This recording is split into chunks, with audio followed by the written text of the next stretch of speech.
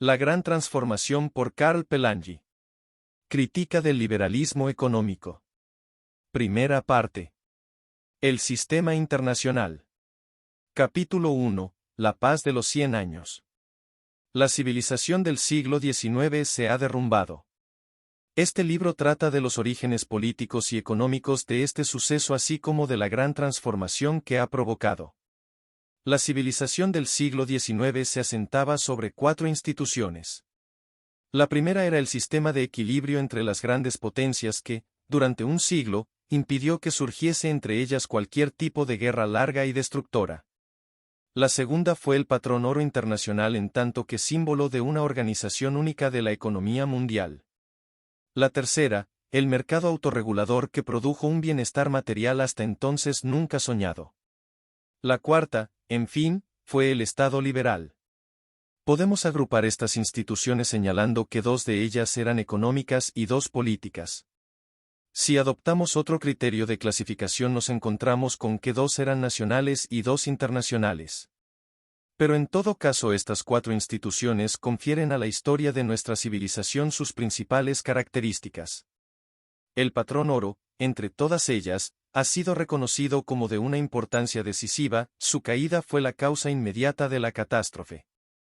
Cuando se desplomó, la mayoría de las otras instituciones ya habían sido sacrificadas en un esfuerzo estéril para salvarlo. La fuente y la matriz del sistema se encuentra sin embargo en el mercado autorregulador. Es justamente su nacimiento lo que hizo posible la formación de una civilización particular.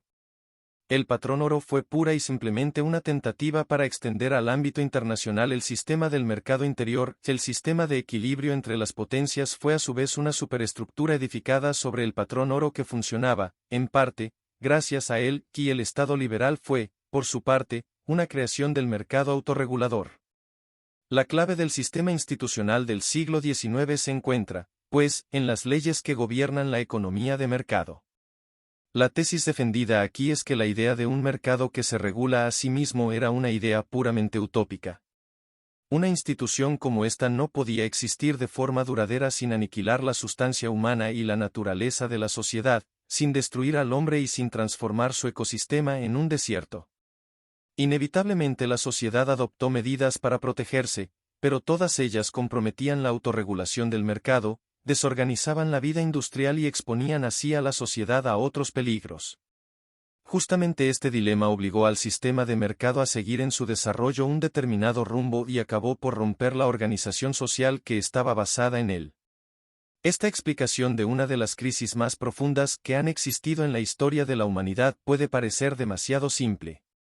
Nada resulta más absurdo en apariencia que intentar reducir una civilización, su sustancia y su ethos, a un número inmutable de instituciones entre las cuales una sería la fundamental, así como partir de esta comprobación para demostrar que la autodestrucción de esta civilización era un hecho ineluctable derivado de una determinada cualidad técnica de su organización económica. Las civilizaciones, como la vida misma, nacen de la interacción de un gran número de factores independientes que, por regla general, no pueden reducirse a instituciones claramente definidas. Tratar por tanto de objetivar y definir un mecanismo institucional que explique la decadencia de una civilización puede parecer una empresa disparatada.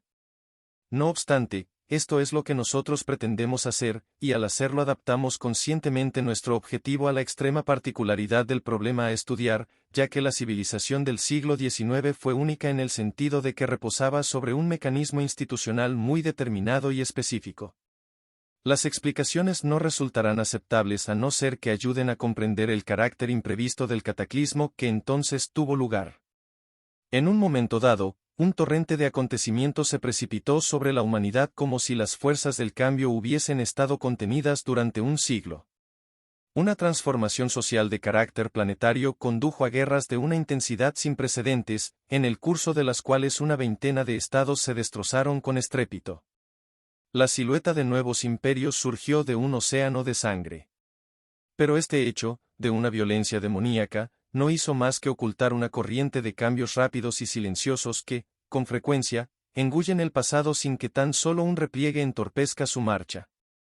Un análisis razonado de la catástrofe debe dar cuenta a la vez de esta acción tempestuosa y de esta disolución tranquila. no emprendemos aquí un trabajo histórico. Lo que investigamos no es una secuencia convincente de sucesos relevantes, sino una explicación de su tendencia en función de las instituciones humanas. Nos sentiremos pues con la libertad de detenernos en las escenas del pasado, con el único objeto de proyectar luz sobre los problemas del presente. Analizaremos detalladamente periodos críticos, y relegaremos casi completamente las fases intermedias. Con este único objetivo nos adentraremos en territorios propios de disciplinas diferentes. Empezaremos por tratar el derrumbamiento del sistema internacional. Intentaremos mostrar que el sistema de equilibrio entre potencias no podía asegurar la paz una vez desestabilizada la economía mundial sobre la que este sistema se asentaba. Esto explica el carácter brusco de la ruptura y la inconcebible rapidez de la descomposición. Si bien el desencadenante del hundimiento de nuestra civilización ha sido el fracaso de la economía mundial, este no ha sido la única causa. Sus orígenes se remontan a hace más de 100 años, a la conmoción social y técnica producida cuando nació en Europa Occidental la idea de un mercado autorregulador. Es en nuestra época cuando esta aventura se ha visto consumada y con ella se cierra una fase específica de la historia de la civilización industrial. En la última parte del libro nos ocuparemos del mecanismo que ha guiado el cambio social y nacional en nuestra época. Consideramos que, en términos generales, es preciso definir la condición presente del hombre en función de los orígenes institucionales de la crisis. En el siglo XIX se produjo un fenómeno sin precedentes en los anales de la civilización occidental, los 100 años de paz comprendidos entre 1815 y 1914. Si exceptuamos la Guerra de Crimea, acontecimiento más o menos colonial, Inglaterra, Francia, Prusia, Austria, Italia y Rusia no entraron en guerra entre ellas más que 18 meses en total. Si consideramos los 2 siglos precedentes, se obtiene para cada país una media de 60 o 70 años de guerras importantes. Pero incluso la más feroz de las conflagraciones del siglo XIX, la guerra entre Francia y Prusia, de 1870 a 71, finalizó en menos de un año cuando la nación vencida entregó una suma insólita a título de indemnización, y ello sin que las monedas afectadas sufriesen ningún cambio. Este triunfo del pacifismo no excluye sin duda la existencia de graves motivos de conflicto. Esta gran parada pacífica ha estado acompañada de cambios casi continuos en la situación interior y exterior de las naciones poderosas y de los grandes imperios. Durante la primera mitad del siglo XIX las guerras civiles y las intervenciones revolucionarias y contrarrevolucionarias estuvieron a la orden del día. En España, bajo el duque de Angulema, 100.000 hombres tomaron Cádiz por asalto. En Hungría la revolución magiar amenazó con destruir el propio imperio y fue definitivamente aplastada por un ejército ruso que combatió en suelo húngaro. Intervenciones armadas en Alemania, Bélgica, Polonia, Suiza, Dinamarca y Venecia pusieron de relieve la omnipresencia de la Santa Alianza. Durante la segunda mitad del siglo XIX la dinámica del progreso se vio liberada, los imperios otomano, egipcio y jerifiano se desplomaron o fueron desmembrados, ejércitos de invasión obligaron a China a abrir sus puertas a los extranjeros, y un gigantesco golpe de mano permitió el reparto del continente africano. Simultáneamente 2 potencias, los Estados Unidos y Rusia, adquirieron una importancia mundial. Alemania e Italia obtuvieron su unidad nacional. Bélgica, Grecia, Rumanía, Bulgaria, Serbia y Hungría adquirieron o recobraron su lugar de estados soberanos en el mapa europeo. Una serie casi incesante de guerras abiertas acompañó la penetración de la civilización industrial en el ámbito de las culturas en declive o de los pueblos primitivos. Las conquistas militares rusas en Asia Central, las innumerables guerras de Inglaterra en la India y en África, las hazañas de Francia en Egipto, Argelia, Túnez, Siria, Madagascar, Indochina y Siam crearon entre las potencias problemas que, por regla general, únicamente la fuerza podía arbitrar. Y, sin embargo, cada uno de estos conflictos permaneció localizado, mientras que las grandes potencias bloqueaban, mediante su acción conjunta, o hacían abortar, mediante compromisos innumerables, nuevas ocasiones de cambios violentos. Los métodos podían cambiar, el resultado era siempre el mismo. Mientras que en la primera mitad del siglo XIX el constitucionalismo se erigía en estandarte y la Santa Alianza había suprimido la libertad en nombre de la paz, a lo largo de la segunda mitad del siglo, los banqueros, ansiosos de hacer negocios, impusieron constituciones a déspotas turbulentos y ellos siempre en nombre de la paz. De este modo, bajo formas distintas y en nombre de ideologías permanentemente cambiantes, unas veces en nombre del progreso y de la libertad, otras invocando la autoridad del trono y del altar, a veces mediante la bolsa y el carnet de cheques, otras sirviéndose de la corrupción y del trapicheo, en ocasiones utilizando incluso el argumento moral y recurriendo a la opinión ilustrada, y, por último, apelando al abordaje y a las bayonetas, se obtenía un único y mismo resultado: se mantenía la paz. Esta proeza casi milagrosa provenía del juego de equilibrio entre las potencias que tuvo en este caso un resultado que habitualmente no tiene. Este equilibrio normalmente obtiene un resultado completamente diferente, es decir, la supervivencia de cada una de las potencias implicadas. De hecho, este juego de fuerzas se asienta en el postulado según el cual tres unidades o más, capaces de ejercer poder, se comportarán siempre de modo que se combine el poder de las unidades más débiles contra el crecimiento de poder de la unidad más fuerte. En el territorio de la historia universal, el equilibrio entre potencias afectaba a los estados, en la medida en que contribuía a mantener su independencia.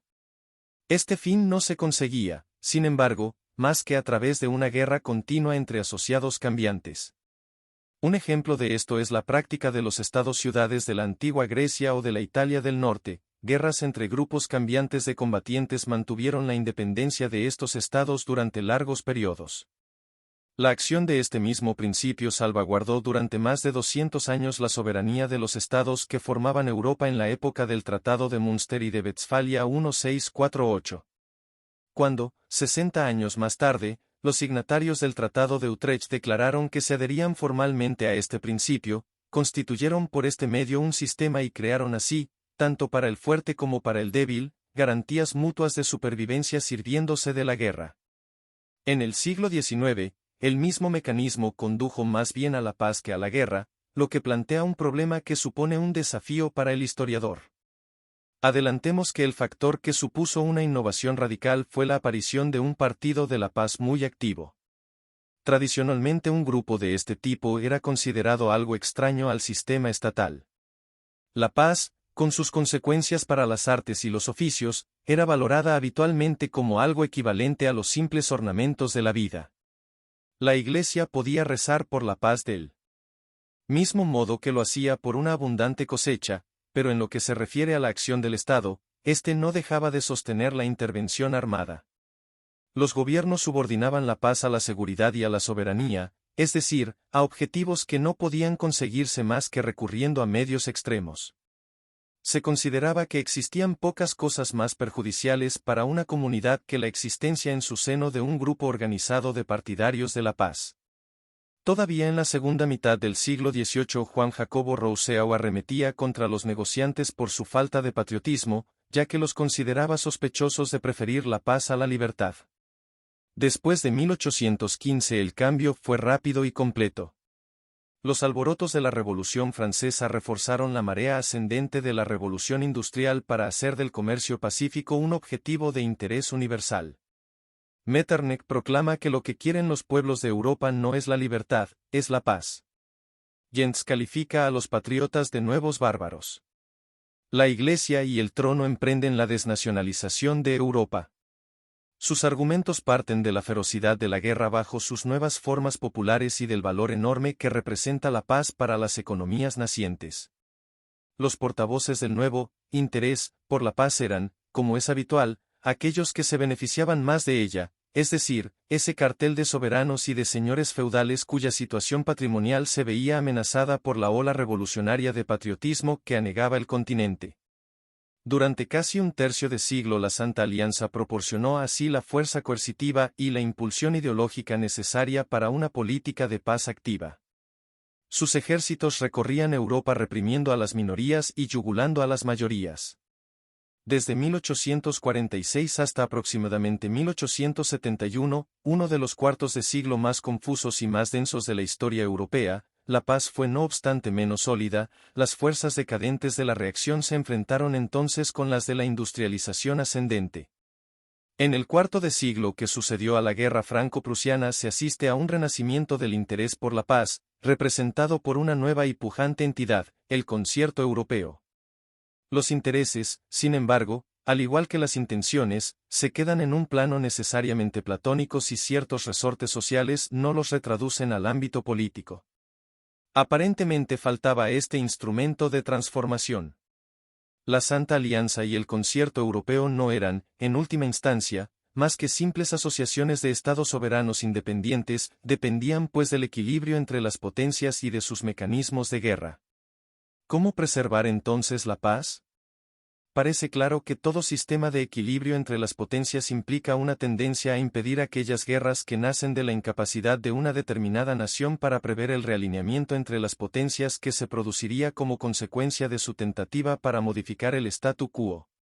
Bismarck es un ejemplo bien conocido en este sentido, ya que fue él quien desconvocó en 1875, a partir de la intervención de Rusia y Gran Bretaña, la campaña de prensa contra Francia. La ayuda austríaca a esta nación era considerada segura. En esta ocasión el concierto europeo jugó en contra de Alemania, que se encontró aislada. En 1877 a 78 Alemania fue incapaz de prevenir una guerra ruso-turca, pero logró impedir que se extendiese, alimentando la envidia que sentía Inglaterra ante la idea de un movimiento de Rusia hacia los Dardanelos. Alemania e Inglaterra apoyaron a Turquía contra Rusia y salvaron así la paz.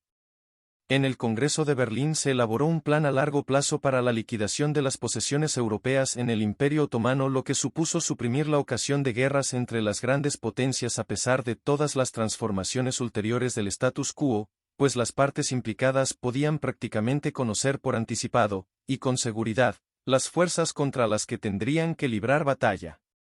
En todos estos casos la paz fue un agradable subproducto del sistema de equilibrio entre las potencias. También aconteció que cuando el futuro de pequeñas potencias estaba en juego se evitaron guerras suprimiendo deliberadamente las causas. Las pequeñas naciones eran mantenidas a raya con mano férrea y se les impedía alterar el statu quo cuando esto podía precipitar la guerra. En 1831 la invasión de Bélgica por los holandeses consiguió la neutralización de ese país. En 1855 Noruega fue igualmente neutralizada. En 1867 Holanda vendió Luxemburgo a Francia y, ante la protesta de Alemania, Luxemburgo se convirtió en un país neutral. En 1856 la integridad del Imperio Otomano fue declarada esencial para el equilibrio de Europa y el concierto europeo intentó mantener este imperio. Cuando, después de 1878, se consideró necesaria su desintegración para mantener ese mismo equilibrio, se procedió a su desmembramiento de un modo igualmente metódico, a pesar de que en ambos casos la decisión implicaba la vida o la muerte de muchos pequeños pueblos. Entre 1852 y 1863 Dinamarca, y entre 1851 y 1856 Alemania, amenazaron con poner en peligro el equilibrio cada vez que las grandes potencias forzaban a los pequeños estados a someterse. Las grandes potencias utilizaron pues la libertad de acción que les ofrecía el sistema para servir a un interés común, que resultaba ser la paz. Pero, a pesar de los ajustes oportunos de las relaciones de fuerza, y a pesar de la aceptación impuesta a los pequeños estados de la maciza paz de los 100 años, se estaba lejos de la prevención puntual de las guerras.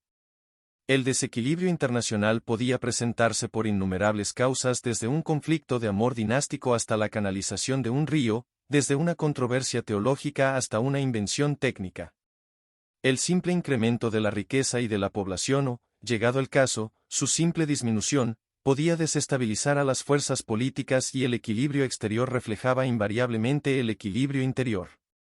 Incluso un sistema organizado de equilibrio entre las potencias no puede asegurar una paz que no se vea permanentemente amenazada por la guerra, más que si es capaz de actuar directamente sobre los factores internos y de prevenir el desequilibrio in statu nascendi. 1. ¿Ves que el movimiento de desequilibrio ha alcanzado dinamismo? Entonces únicamente la fuerza puede frenarlo. Es un hecho generalmente admitido que, para asegurar la paz hay que eliminar las causas de la guerra, pero con frecuencia se olvida que para conseguir esto es preciso disponer del flujo de la vida en su origen mismo.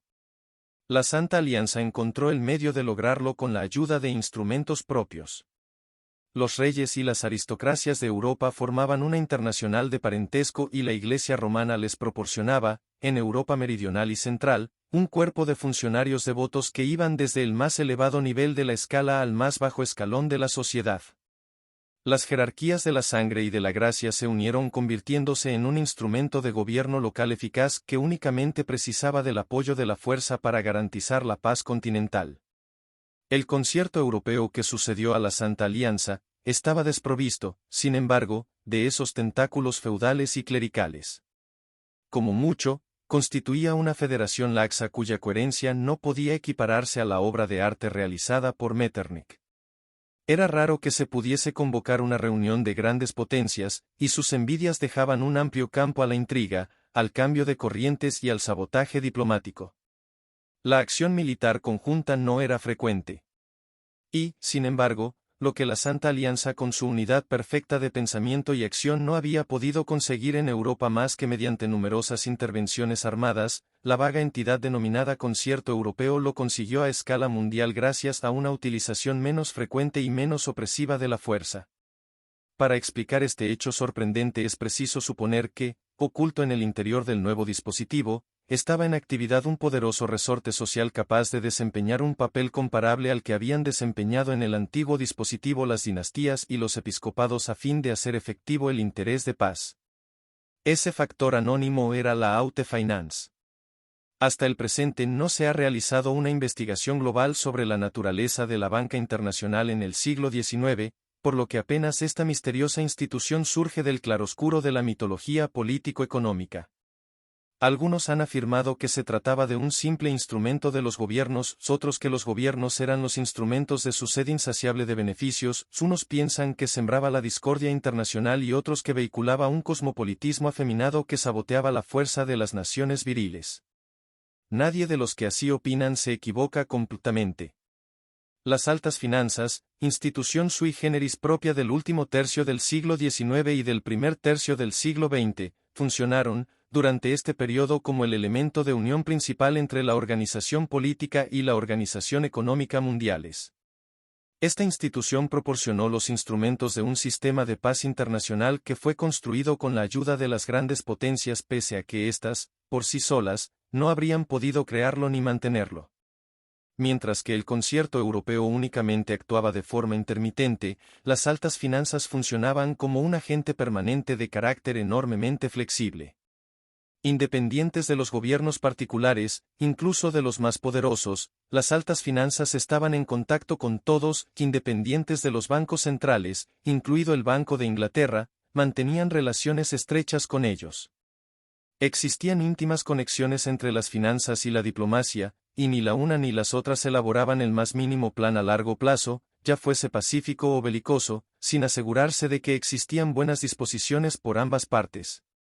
Y, a pesar de todo, el secreto del mantenimiento de la paz general residía, sin ninguna duda, en la posición, la organización y las técnicas de las finanzas internacionales.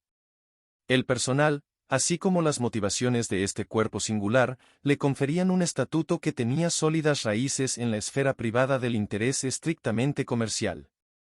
Los Rothschild no estaban sometidos a ningún gobierno único. En tanto que familia encarnaban el principio abstracto del internacionalismo.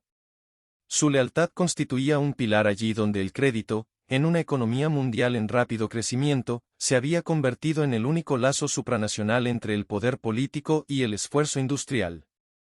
En último término, su independencia respondía a las necesidades de la época, que reclamaba la existencia de un agente internacional que inspirase una misma confianza a los hombres de Estado nacionales y a los inversores internacionales. A esta necesidad vital la extraterritorialidad metafísica de una dinastía de banqueros judíos, domiciliada en las capitales de Europa, le proporcionó una solución casi perfecta. Y no es que fuesen pacifistas, puesto que habían hecho su fortuna financiando guerras, eran impermeables a las consideraciones morales y no presentaban ninguna objeción frente a pequeñas guerras, breves o localizadas por muy numerosas que fuesen.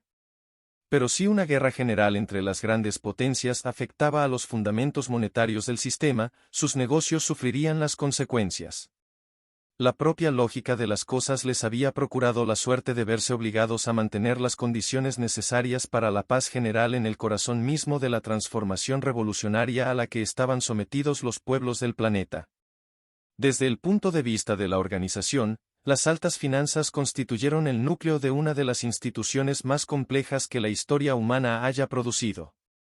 A pesar de su carácter transitorio en razón de su universalidad, y a pesar de la profusión de sus formas y de sus instrumentos, esta organización resulta únicamente comparable con el conjunto de las actividades industriales y comerciales de la humanidad, actividades de las que es en cierto modo el espejo y la contrapartida.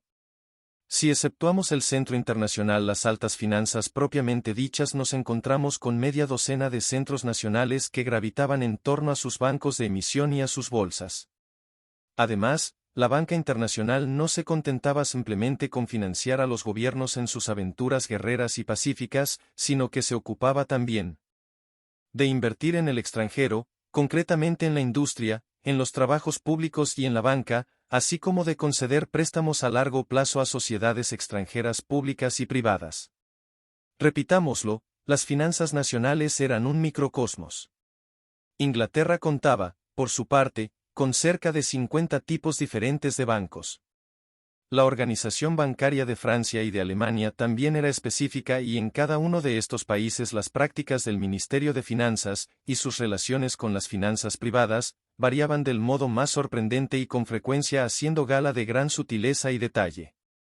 El mercado del dinero, al mismo tiempo que respondía a las operaciones cotidianas y a otras especialidades de los agentes de cambio, era el lugar de paso de una multitud de efectos comerciales, de tratos con capitales extranjeros, de efectos puramente financieros. La red se hacía cada vez más densa por la presencia de una variedad infinita de grupos nacionales y de personalidades, cada uno con su particular prestigio y posición social de autoridad, con sus clientes, sus activos en dinero y contratos, sus inversores y su aura social. Las altas finanzas no tenían la vocación de ser un instrumento de paz. Esta función, como dirían los historiadores, la asumieron accidentalmente, mientras que los sociólogos posiblemente preferirían hablar de la ley de disponibilidad. El móvil de las altas finanzas era la ganancia. Para conseguirla era preciso mantenerse en buenas relaciones con los gobiernos cuyo objetivo era el poder y la conquista. Llegados a este punto podemos descuidar sin temor la distinción entre poder político y poder económico, así como entre los objetivos económicos y políticos de los gobiernos. De hecho, lo que caracterizaba a los estados-nación de esta época era la ausencia de un fundamento real de esta distinción, pues cualesquiera que fuesen sus objetivos, los gobiernos se esforzaban por conseguirlos mediante la utilización y el desarrollo del poder nacional. Por otra parte, la organización y el personal de las altas finanzas eran internacionales, sin ser, por consiguiente, completamente independientes de la organización nacional, ya que las altas finanzas, en tanto que centro que estimulaba la participación de los banqueros en las fusiones y consorcios, en los grupos de inversión, en los préstamos al extranjero, en las redes del control financiero o en otras transacciones de ambiciosa envergadura, estaban obligadas a buscar la cooperación con la banca nacional, con el capital nacional, con las finanzas nacionales. Aunque estas últimas estuvieron generalmente menos sometidas al gobierno que la industria nacional, se encontraban, en gran medida, bajo su dependencia, por lo que las finanzas internacionales mostraron un vivo deseo de mantener contactos directos con los propios gobiernos. Como, sin embargo, en virtud de su posición, de su personal, de su función privada y de sus relaciones, eran de hecho independientes de tal o cual gobierno particular, se encontraban en situación de ponerse al servicio de un nuevo interés, carente de organización propia y para el que no existía ninguna otra institución disponible, y que, además, era de una importancia vital para la comunidad, la paz. No se trata de la paz incondicional, ni tampoco de una paz que implicaría la renuncia de las potencias concernidas a la más mínima parcela de independencia, de soberanía, de gloria adquirida o de aspiraciones para el futuro, sino de la paz susceptible de ser obtenida sin tener que realizar sacrificios de ese tipo. Así estaban las cosas. El poder prevalecía sobre el beneficio. Por muy profunda que fuese la interpenetración entre ambos dominios, a fin de cuentas era la guerra quien dictaba su ley al comercio. Francia y Alemania, por ejemplo, eran naciones enemigas desde 1870, lo que no excluía que existiesen entre ellas prudentes transacciones. Se formaban consorcios bancarios circunstancialmente para conseguir objetivos transitorios, los bancos comerciales alemanes tenían empresas situadas al otro lado de la frontera, participaciones que no constaban en los balances, En el mercado de préstamos a corto plazo los bancos franceses descontaban las letras de cambio y concedían préstamos a corto plazo sobre garantías subsidiarias y comerciales. Cuando existían inversiones directas, como sucedía en el caso del Consorcio del Hierro y del Carbón o en el de la fábrica Thyssen en Normandía, se limitaban a regiones francesas bien delimitadas y sufrían el fuego permanente de las críticas tanto nacionalistas como socialistas. Estas inversiones eran más frecuentes en las colonias, como muestran los esfuerzos tenaces de Alemania para asegurarse en argelia mineral de alta calidad o la enmarañada historia de las participaciones en Marruecos.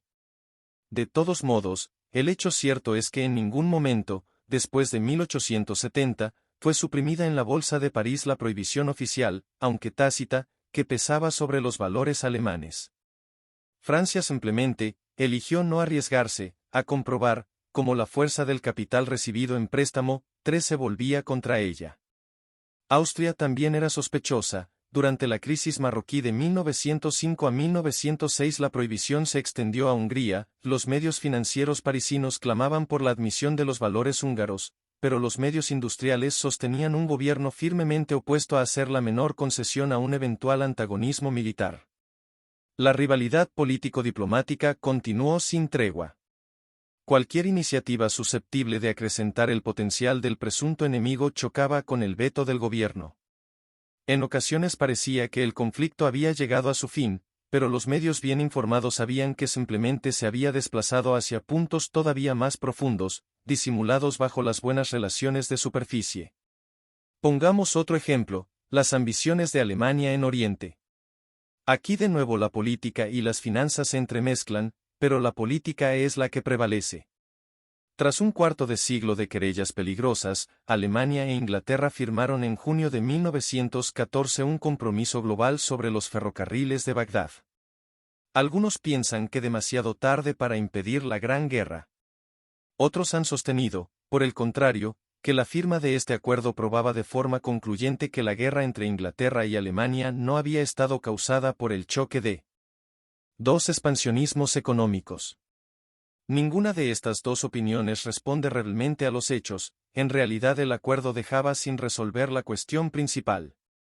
Seguía siendo imposible prolongar la línea del ferrocarril alemán más allá de Basora sin el consentimiento del gobierno británico, y las zonas económicas previstas en el tratado no podían sino conducir en el futuro a una colisión frontal. Entretanto las grandes potencias continuaban preparándose para el gran día, el cual estaba mucho más cerca de lo que pensaban. Las finanzas internacionales tuvieron que hacer frente a las ambiciones y a las intrigas contrarias de las grandes y de las pequeñas potencias, sus proyectos se veían contrarrestados por las maniobras diplomáticas, sus inversiones a largo plazo comprometidas, sus esfuerzos constructivos frenados por el sabotaje político y por la obstrucción subterránea.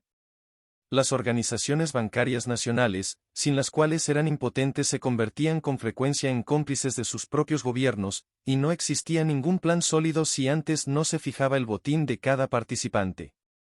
Sucedía, sin embargo, también frecuentemente, que estas finanzas del poder no eran las víctimas, sino las beneficiarias de la diplomacia del dólar, punta de lanza dura en el campo de las finanzas, ya que el éxito en los negocios implicaba el uso implacable de la fuerza contra los países más débiles, la corrupción generalizada de las administraciones atrasadas, la utilización para conseguir sus fines de todos los medios clandestinos familiares a la jungla colonial y semicolonial.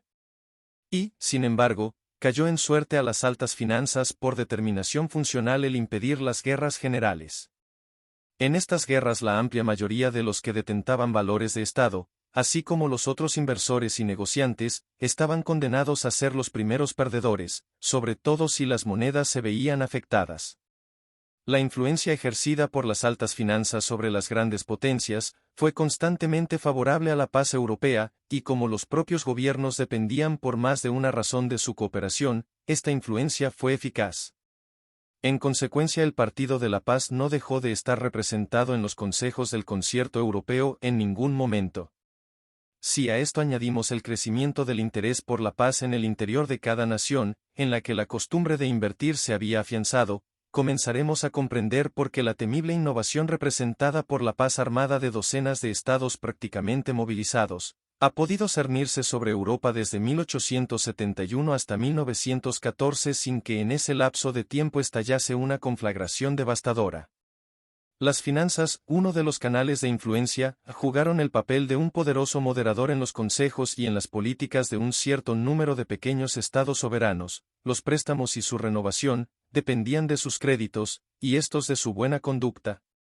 Como el comportamiento, en un régimen constitucional, los que no lo eran estaban mal vistos, se refleja en el presupuesto, y como el valor exterior de la moneda no puede ser disociado de la valoración concedida a ese presupuesto, los gobiernos endeudados habían sido advertidos para que vigilasen cuidadosamente sus cambios y evitasen determinadas políticas que podían poner en peligro la solidez de la situación presupuestaria. Esta útil máxima se convertía en una regla de conducta apremiante una vez que un país adoptaba el patrón oro, lo que limitaba al máximo las fluctuaciones tolerables. El patrón oro y el constitucionalismo fueron los instrumentos que llevaron la voz de la City de Londres a numerosos países pequeños que habían adoptado esos símbolos de adhesión al nuevo orden internacional.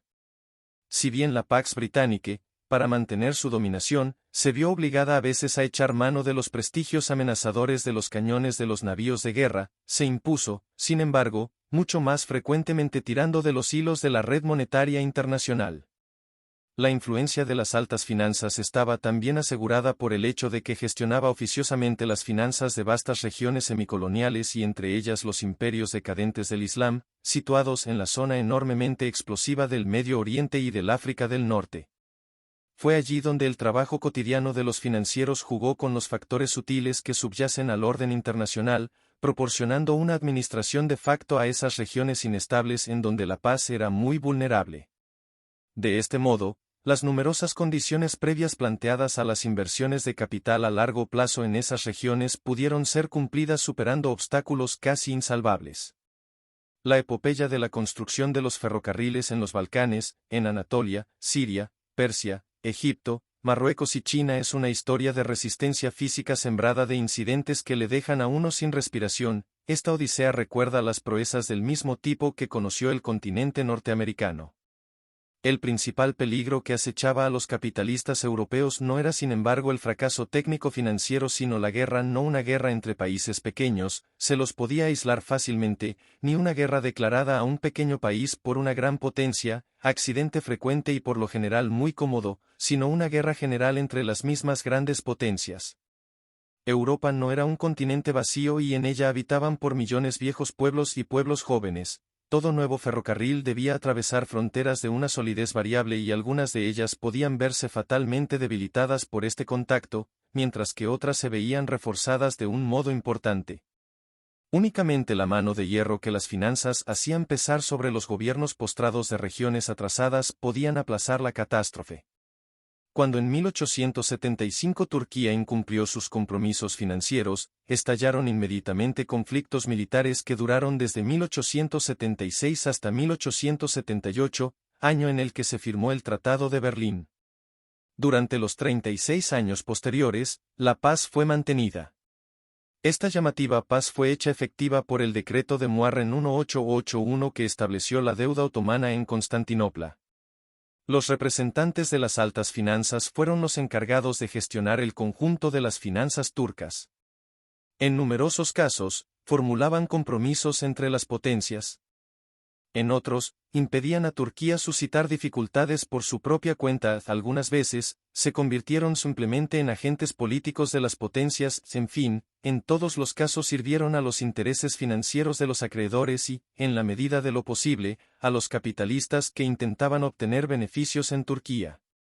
Esta tarea se complicó enormemente por el hecho de que la Comisión de la Deuda era no tanto un cuerpo representativo de intereses privados cuanto un organismo de derecho público europeo en el que las altas finanzas se habían establecido únicamente de un modo oficioso. Pero fue precisamente esta capacidad anfibia lo que les permitió superar la fosa existente entre la organización política y la organización económica de la época. Ahora el comercio estaba ligado a la paz. En el pasado la organización del comercio había sido militar y guerrera, era la otra cara del pirata, del corsario, de la caravana armada, del cazador y del cuatrero, de los comerciantes portadores de dagas, de la burguesía urbana armada, de los aventureros y de los exploradores, de los colonos y de los conquistadores, de los cazadores de hombres, de los traficantes de esclavos y de los ejércitos coloniales de las compañías por contrata. Todo esto había sido, sin embargo, olvidado. El comercio dependía desde ahora de un sistema monetario internacional que no podía funcionar si se producía una guerra general. Para el comercio era, pues, necesaria la paz, y las grandes potencias se esforzaban en mantenerla. Pero, como hemos señalado, el sistema de equilibrio entre las grandes naciones no podía por sí mismo asegurarla. Las finanzas internacionales constituían una buena muestra, por su propia existencia, del principio de la nueva dependencia en la que se encontraba el comercio en relación a la paz. Nos hemos habituado a pensar con demasiada facilidad la expansión del capitalismo como un proceso poco pacífico y a ver en el capital financiero el principal instigador de innumerables crímenes coloniales y de agresiones expansionistas. Sus relaciones íntimas con la industria pesada hicieron a Lenin afirmar que el capital financiero era responsable del imperialismo, y más concretamente, de luchas por las esferas de influencia, por las concesiones, por los derechos de extraterritorialidad, así como de las innumerables formas con las que las potencias occidentales ahogaban a las regiones atrasadas a fin de invertir en ferrocarriles, trabajos públicos, puentes y otras instalaciones permanentes de las que sacaban beneficios las industrias pesadas. En realidad, el comercio y las finanzas fueron responsables de numerosas guerras coloniales, pero se les debe también el haber evitado un conflicto general. Sus relaciones con la industria pesada, que únicamente en Alemania fueron particularmente estrechas, explican uno y otro fenómeno. El capital financiero, organización que patrocinaba a la industria pesada, contaba con suficientes amarras en las diversas ramas industriales para permitir que un solo grupo determinase su política. Por cada interés vinculado a la guerra existía una docena de ellos que se veían desfavorablemente afectados por ella. El capital internacional estaba naturalmente abocado a ser el perdedor en caso de guerra, pero las propias finanzas nacionales únicamente podían sacar excepcionalmente beneficios como ocurrió con frecuencia con decenas de guerras coloniales, siempre y cuando los conflictos se mantuviesen localizados. Cada guerra, o casi cada guerra, fue organizada por los financieros, pero estos organizaban también la paz. La naturaleza al desnudo de este sistema estrictamente pragmático, que se empeñaba con ahínco en evitar una guerra general, al mismo tiempo que permitía el ejercicio tranquilo de los negocios a través de una secuencia ininterrumpida de guerras menores, encontró su mejor ilustración en los cambios que dicho sistema aportaba al derecho internacional. En el mismo momento en que el nacionalismo y la industria tendían claramente a una mayor ferocidad y generalización de las guerras, se elaboraban también garantías efectivas para que el comercio pacífico pudiese continuar en tiempo de guerra.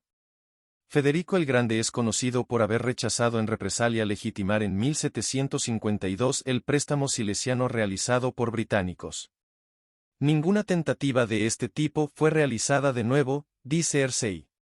Las guerras de la Revolución Francesa nos ofrecen los últimos ejemplos importantes de confiscación de bienes privados pertenecientes a sujetos enemigos que se encontraban en territorio beligerante en el momento en que empezaron las hostilidades. Después del comienzo de la Guerra de Crimea, los navíos comerciales enemigos obtuvieron permiso para abandonar los puertos, práctica a la que se adhirieron durante los 50 años siguientes Prusia, Francia, Rusia, Turquía, España, Japón y Estados Unidos.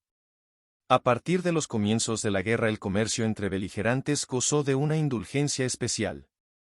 Y así, por ejemplo, durante la guerra hispanoamericana buques neutrales cargados de mercancías y pertenecientes a los americanos que no provenían de contrabando de guerra, zarpaban hacia los puertos españoles. Constituye un prejuicio pensar que las guerras del siglo XVIII eran a todas luces menos destructivas que las del XIX.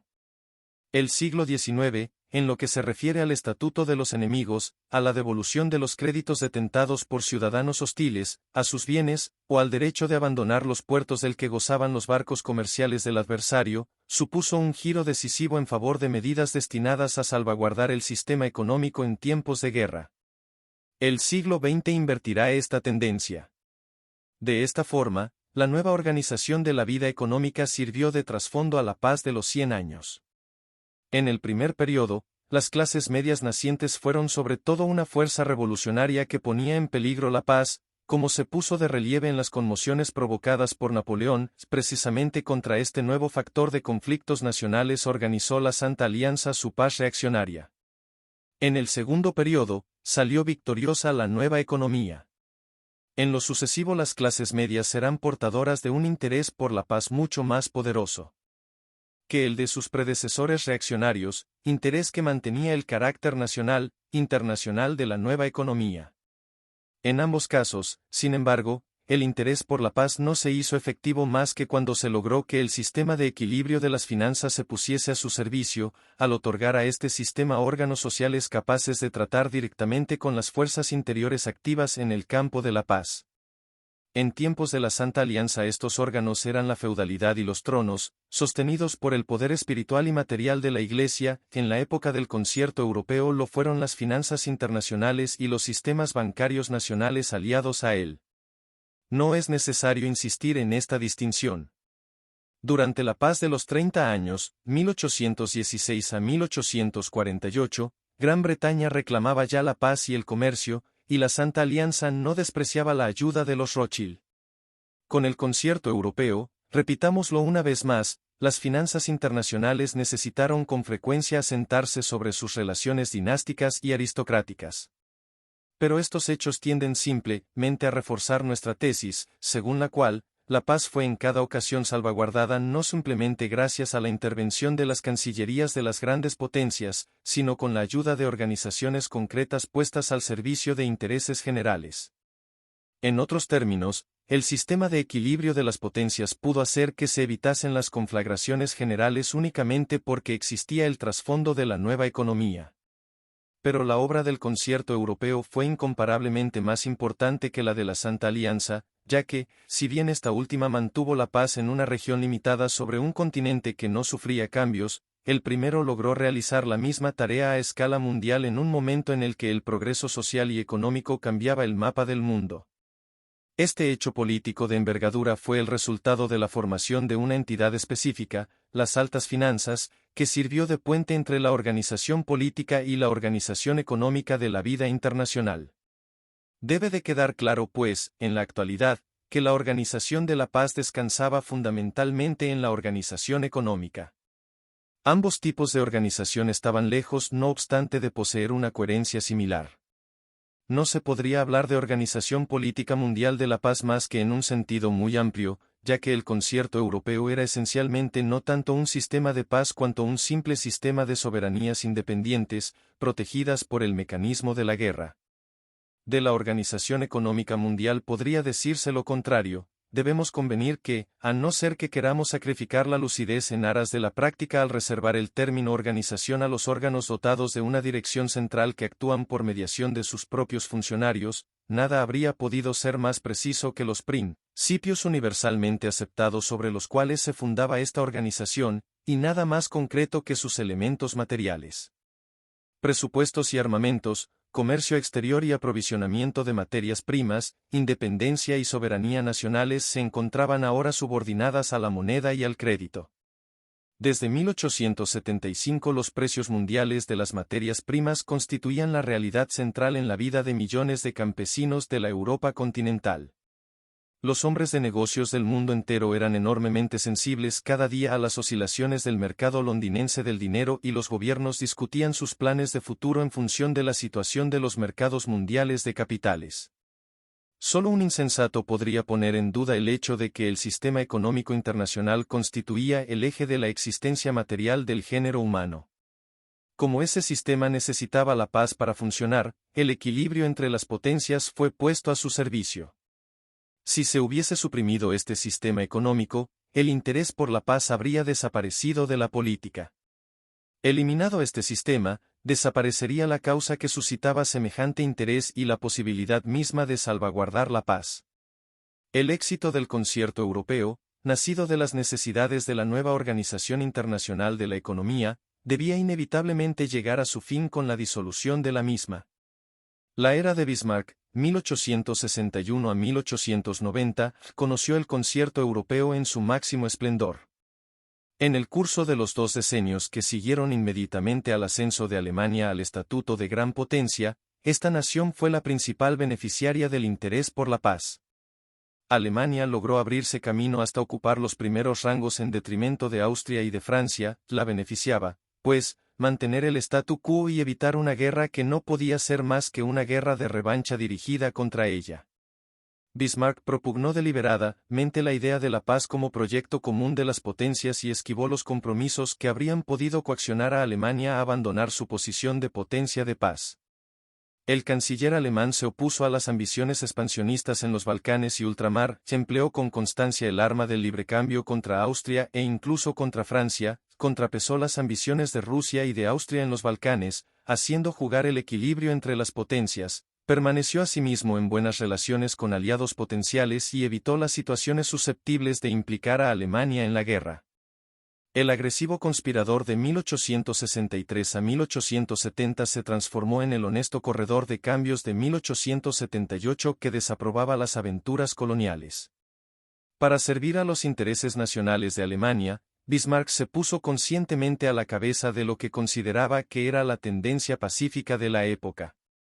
A finales de los años 1870, sin embargo, el periodo del librecambio, 1846 a 1879, tocaba a su fin. La utilización efectiva del patrón oro por parte de Alemania señala los comienzos de una era de proteccionismo y de expansión colonial. Alemania reforzaba ahora su posición estableciendo una sólida alianza con Austria-Hungría e Italia. Poco tiempo después Bismarck perdió la dirección de la política del Reich. A partir de este momento Gran Bretaña pasó a ser el líder del Partido de la Paz en una Europa que continuaba estando formada por un grupo de estados soberanos independientes, y que aún estaba por tanto sometida al equilibrio entre las potencias. En los años 1890 las altas finanzas alcanzaron su cenit y la paz parecía más segura que nunca. En África los intereses británicos y franceses eran divergentes, en Asia los británicos y los rusos entraban en competencia. El concierto europeo seguía funcionando de forma renqueante, a pesar de la Triple Alianza existían todavía más de 2 potencias independientes capaces de vigilarse entre sí con escrupuloso cuidado. Pero esto no continuó así por mucho tiempo. En 1904 Gran Bretaña firmó un acuerdo general con Francia sobre Marruecos y Egipto, 2 años más tarde estableció un compromiso con Persia y con Rusia y se formó la Contraalianza, el Concierto Europeo. Esa federación flexible de naciones independientes, se vio en definitiva reemplazado por 2 grupos de potencias hostiles. El equilibrio de potencias como sistema había desaparecido a partir de ese momento, su mecanismo había cesado de funcionar, pues solamente se mantenían con fuerza 2 grupos de potencias, ya no existía un tercer grupo para unirse con uno de los otros 2 con el fin de frenar a aquel que, cualquiera que fuese, pretendiese incrementar su poder. Por la misma época los síntomas de la disolución de las formas existentes de la economía mundial, la rivalidad colonial y la competencia por los mercados exóticos adquirieron una forma aguda. Las altas finanzas perdían rápidamente su capacidad de evitar que las guerras se extendiesen. La paz se mantuvo a duras penas todavía durante 7 años, pero el fin de la paz de los 100 años, provocado por la desintegración de la organización económica del siglo XIX, ya no fue más que una cuestión de tiempo. Si aceptamos los hechos, tal y como han sido descritos hasta aquí, la verdadera naturaleza de la organización económica extraordinariamente artificial, sobre la que reposaba la paz, se convierte entonces en algo de la máxima importancia para el historiador.